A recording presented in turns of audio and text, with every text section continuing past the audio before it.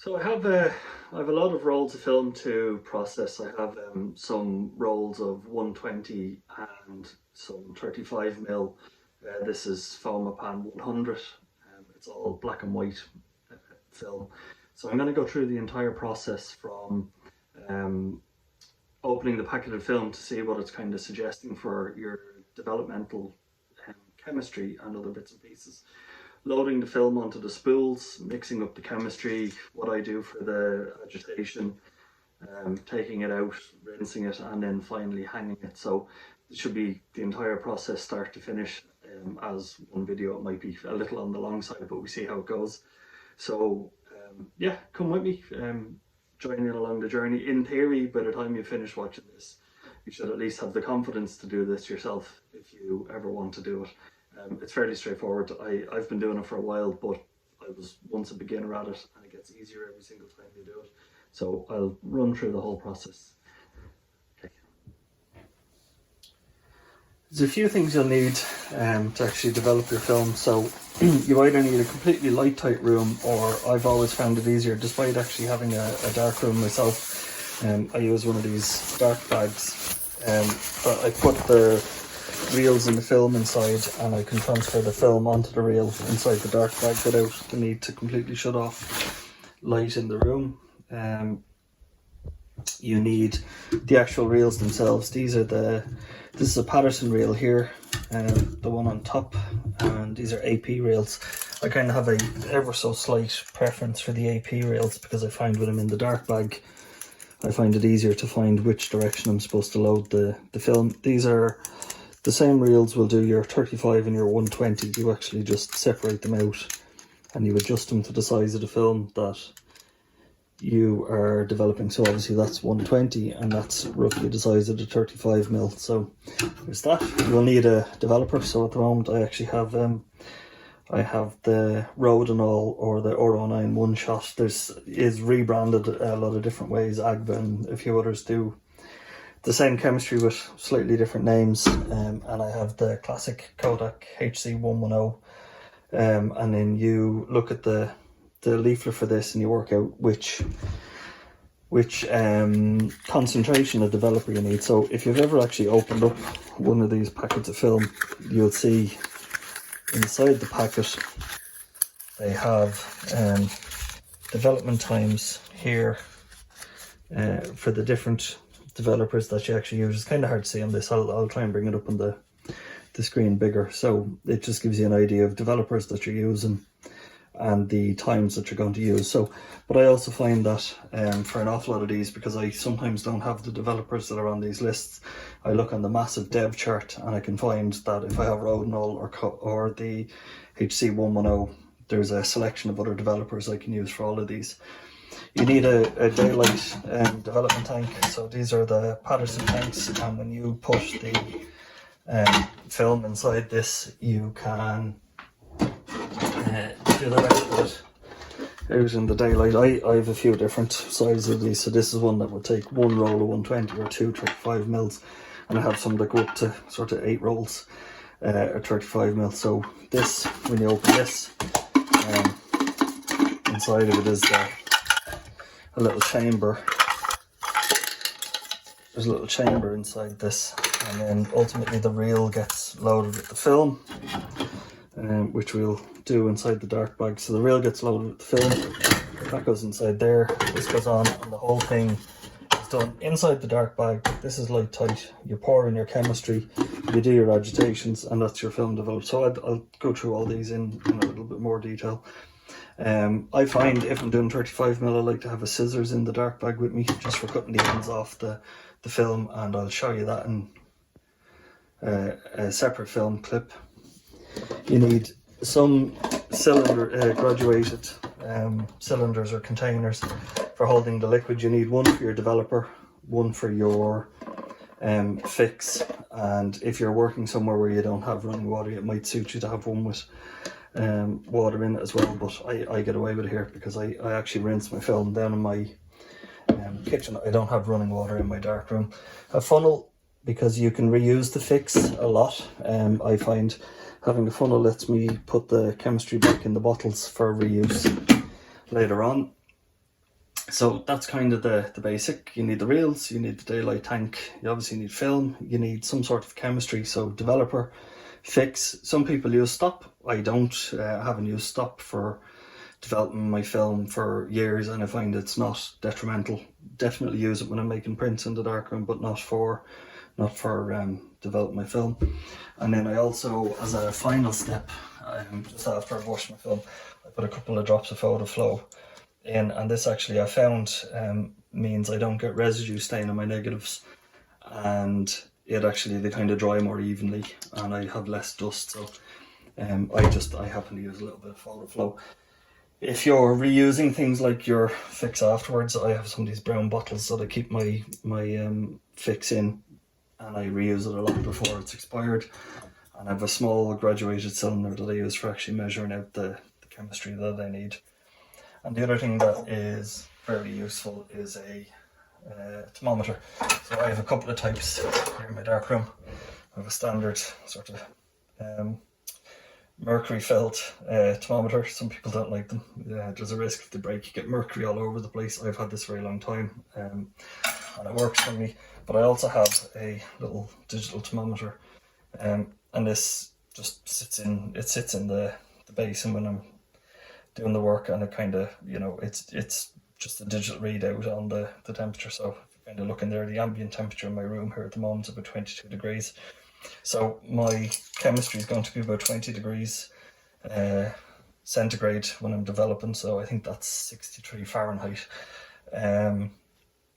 So yeah, it's fairly straightforward. I'm going to tidy away some of this so it's less chaotic. Get the film reels and everything else into the dark bag and load them up.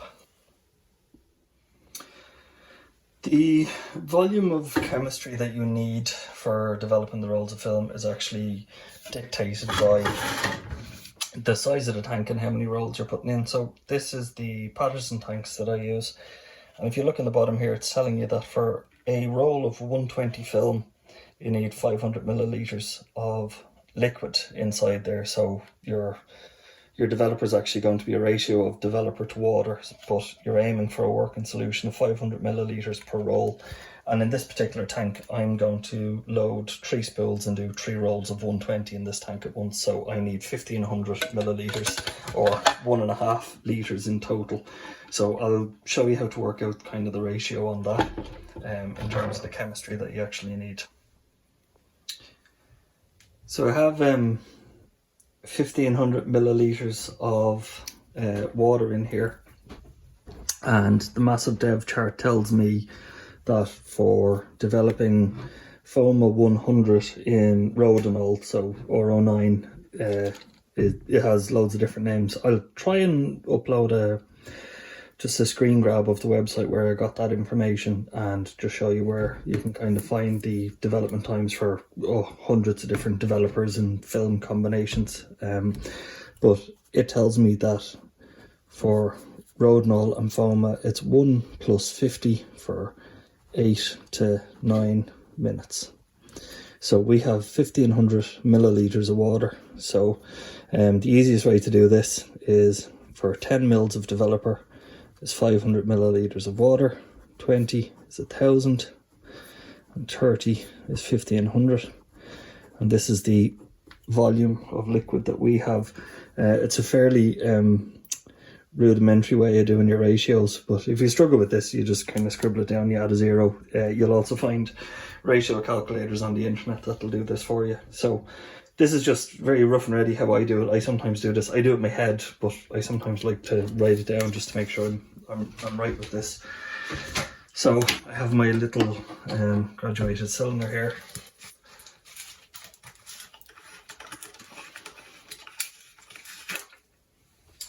And into this will go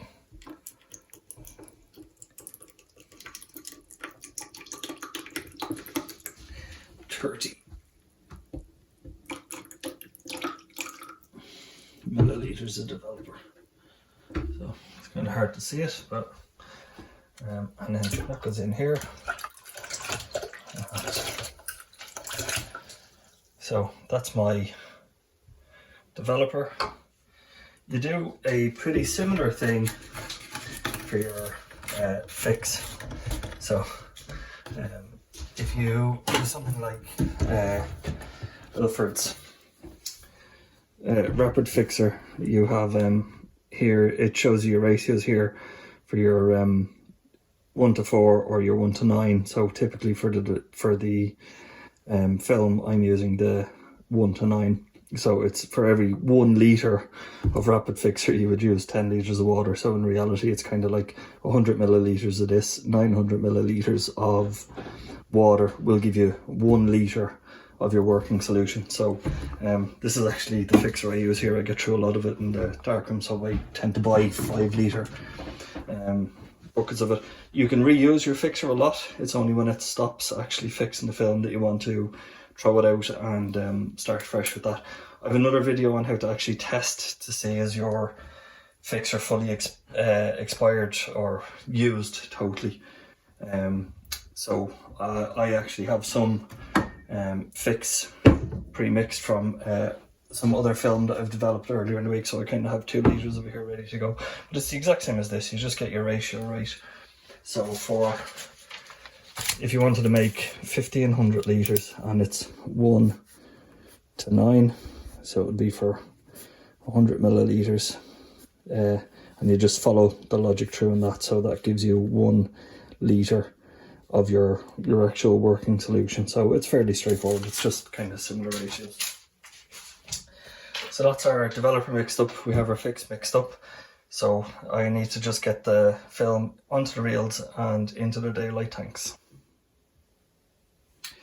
So before I put everything into the bag, I actually tend to just lay it all out on top of it to make sure I have everything on. So that's my 3 reels. I'm going to do the 120 first, and then I'll do the 35mm as a, I have one extra one of 120 and a couple of 35mm, so I'm going to do them separate.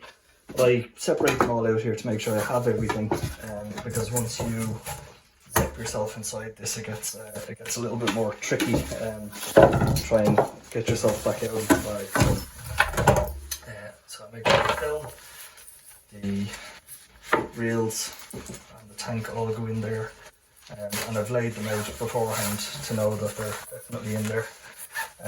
And when I've put everything in there, I'll close it up so that's now light sealed, and I tend to pick it up by the armholes and actually have it so everything locks down to the bottom. So if you've never used one of these before, there's like sleeves on them.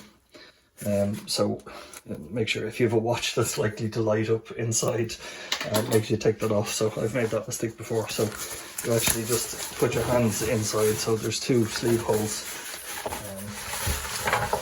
and you're then inside here. So it's obviously pitch black in there. This bit has to be done completely in the dark, and I'll try and do this in real time here with the 3 reels, and I'll post a separate video of what it actually looks like when you're loading the reels on. So this is the bit, if you've ever heard people talking about the film sweats, this is the only bit of this that is ever, at this stage for me, it's the only bit that I kind of find tricky. So what I'm doing there at the moment is I have ripped the paper off one end of the exposed roll of film. I found the 2 points at which the film rolls on, and I've started to actually roll it through. So it's probably next impossible to see what's actually going on there through the video, but as I reel it on, I feel it connecting, and I'm already at the end of one roll there. So just make sure it's fully on, and then in here somewhere is the actual spindle. Let's put the spindle through the film, and I have one so far into the daylight tank. So I'm now rooting around inside here to find the next one. My reels, my film. So I'm starting into the second one there now. So again, orientate the reel around, and I have found the 2 ends that's on the reel. That's it started to load for me. this bit is tricky when you start. If this is your first time doing this, I would say genuinely don't be afraid to sacrifice a couple of rolls of film. Just, you know, maybe your local lab has some duds, or you know, they don't mind you wasting, but I would be much more inclined to sacrifice the cost of a roll of film that you haven't shot to allow yourself to practice this a fair bit, because this is the bit that's tricky. This is the bit that you'll find hard. The rest of this is just, you know, liquid in a basin, in a container. So I have my turbo roll there now. Just find my reel. That's the two ends of the reel. That fits. And that's one end. The other end. And as I make this, it's been a few weeks since I developed any film myself, so you occasionally feel like you're a little rusty at this yourself, but it's the classic riding a bicycle thing. You kind of remember how to do it pretty quick. So what I'm doing at the end there, a lot of these, like the foam, is certainly sellotaped on. I think all of them have a little sticker or a bit of tape that kind of holds them on. I tend to try and, if I can, I don't think it's essential, but I try and take the tape off while I'm at this stage, so that I don't have something weird in with the chemistry and everything else. So I have the lid on the tank there now, and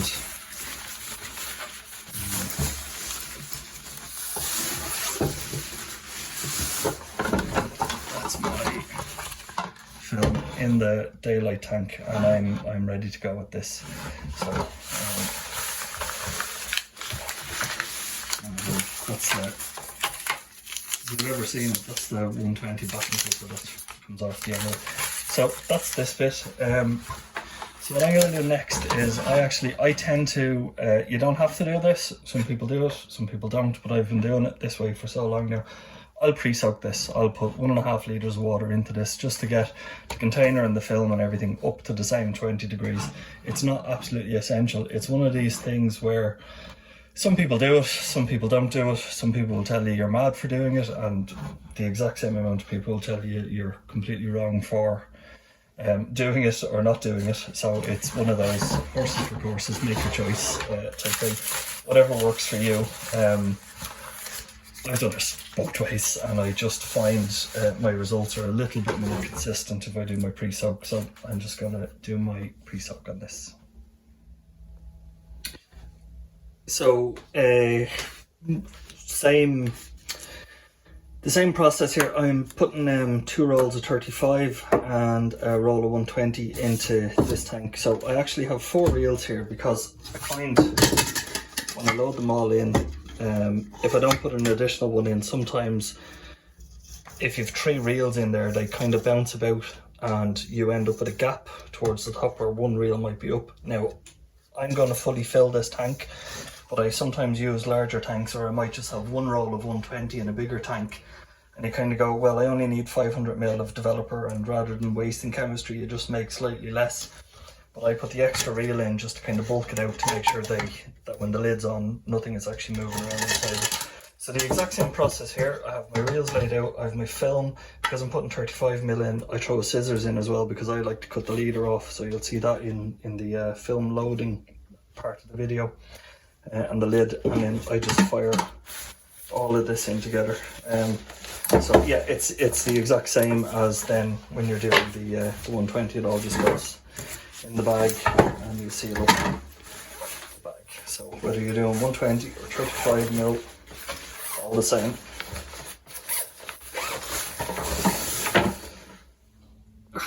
I thought it might be worth showing this. There's something about the foam of film that I tend to pre-soak it. It's always very interesting. I don't know if you'll actually see this pretty clearly on camera here, but it's bright green, and the first couple of times I've done this, it really kind of worried me. I thought I'd done something very wrong, but I'm told, I've googled it, and I'm told it's actually the anti-halation layer on the 120 version of the Foma film.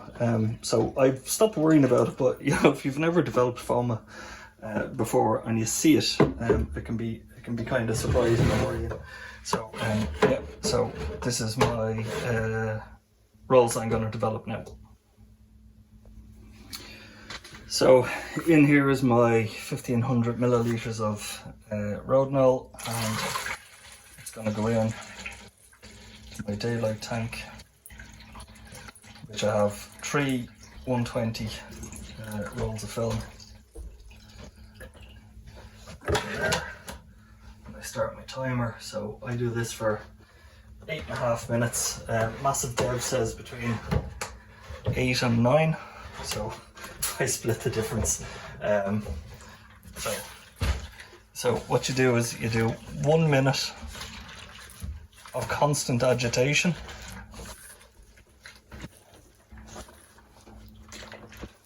So I just slightly, I don't know if that's coming across on the camera, but I slightly twist the tank and I'm flipping it top to bottom, and that makes sure that every bit of the film is covered in developer.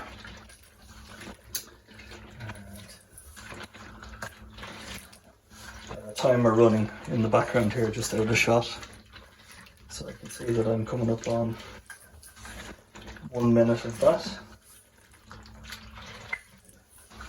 And I put it down and I just tap the bottom of it, and you're just getting any bubbles that are in it to kind of rise up off your film.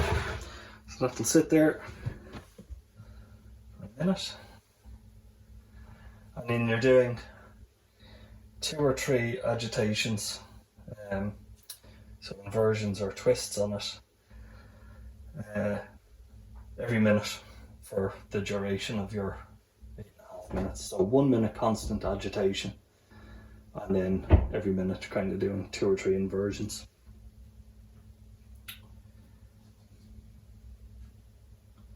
This is the part of the process that I find kind of very calming and meditative, and you're sort of left alone with your thoughts and your time in the dark room. So, you know, if I'm honest, there's usually a fair bit of music blasting away in the background, which isn't conducive to trying to record a video. So that's 1 minute, and then I'll just do 1, 2, 3 gentle inversions, and just bang it again to get the air bubbles out of it.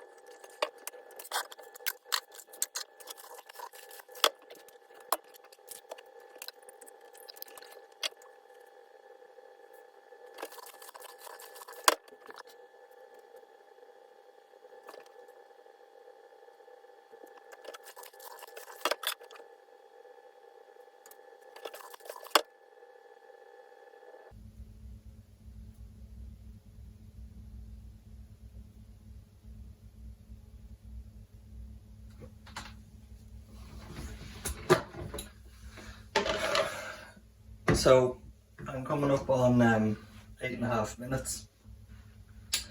So my developer, if I was in my kitchen doing this, the developer might just go down the sink or go away to be recycled. I'm doing this in the darkroom for now, so I'll just pour it back into the container here, and then I will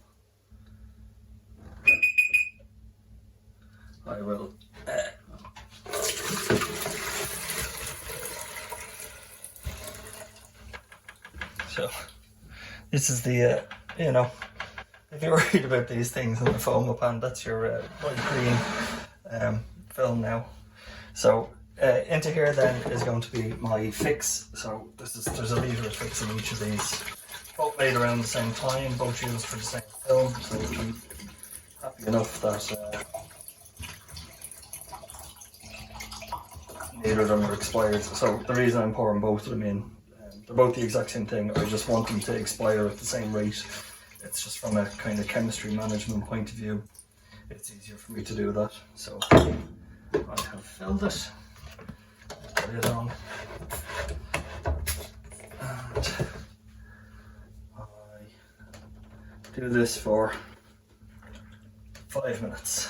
So same as last time, constant minute of inversions.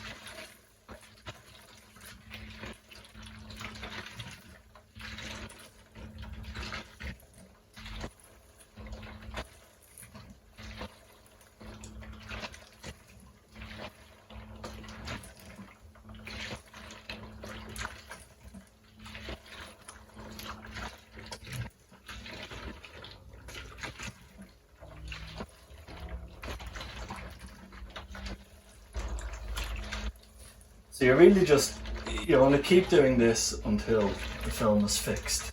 So fresh fixer will actually do it in a couple of minutes, and the shortest I've ever kind of managed to do is about 2 minutes for a fairly new fixer. 5 minutes I find I'm never disappointed, I never end up doing it twice. So I tend to just keep going on it. So yeah, that's a minute on that. And I had other film pre-soaking while I was doing that.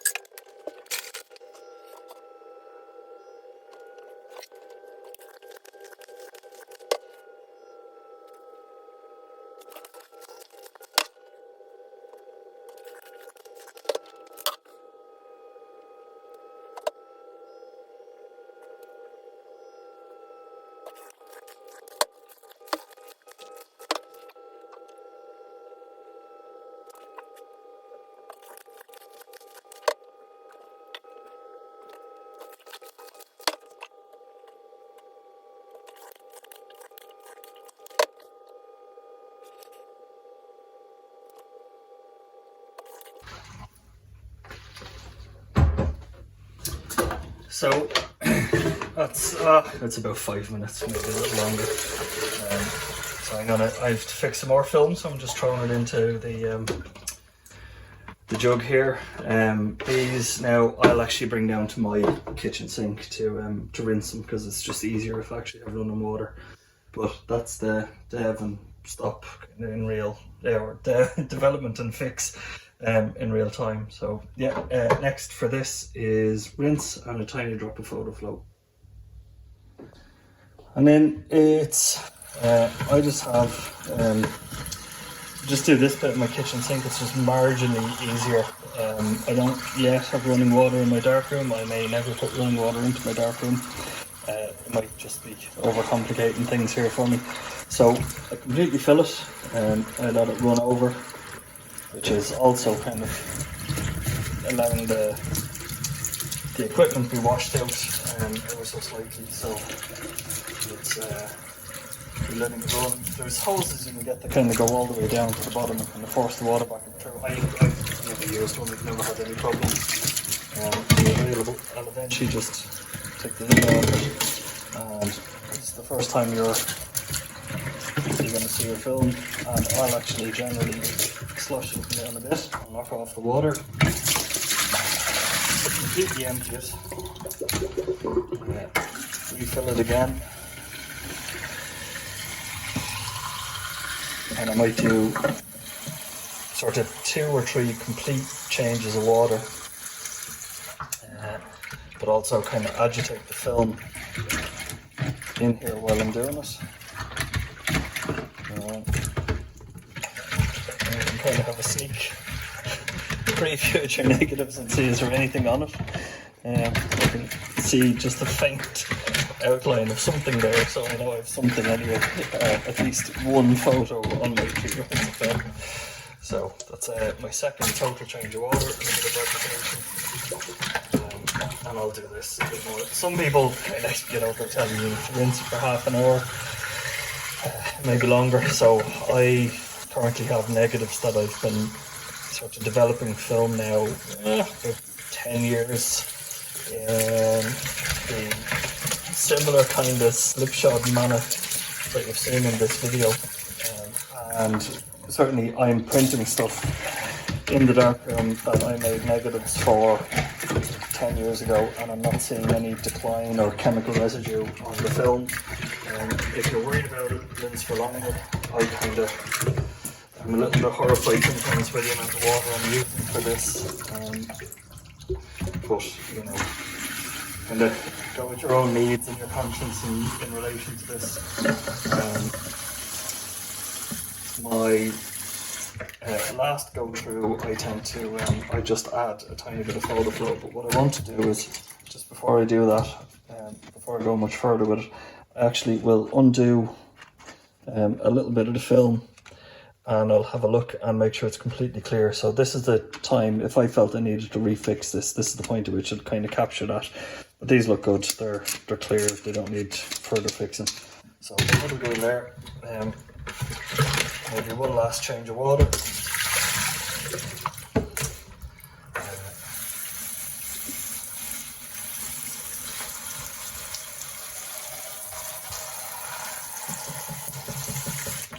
And I use just the tiniest drop of photo flow.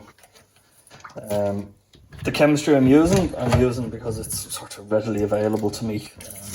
I'm based in Ireland. This is the stuff I can get without any big drama here. You might have other stuff you like using. There's variations on photo flow, some that has film hardeners and other bits and pieces in it. You may want it. It's a little bit like washing up liquid. In fact, I've heard people using washing up detergent to do their film, the final rinse. So that's it. These will be brought back up to the darkroom and hung to dry. So I'll show you that. And arguably the most fun aspect of this is how I've just used the final rinse. I hang these then in my darkroom to dry. So as you're looking at these, you can actually twist them and the wheels come apart, and you have the very exciting thing of dropping it and seeing what's come out or not come out. So yeah, a couple of wonderfully overexposed things. Oh, this is pinhole shots, so these are always going to be ever so slightly a bit hit and miss, but fun all the same. So I hang these up, and I typically will add some weight to the bottom of them as well, which as they're drying means they are less inclined to kind of curl. So